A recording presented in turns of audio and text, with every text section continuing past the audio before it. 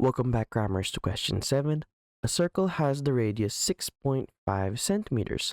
Calculate the circumference of the circle, giving your answer correct to 3 significant figures. So we know that the formula for circumference is 2 pi r. And we can actually put radius in to find our answer. So we have 2 pi 6.5. We can simplify this.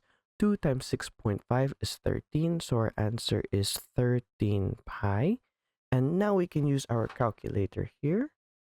We have 13 into pi, which gives us 40.84, which is equal to 40.84 centimeters as our circumference, correct to 3 significant figures. And if it's 1, 2, 3, 4, 5, 6, 7, 8, 9. If it's 1 to 4, we round down. If it's 5 to 9, we round up.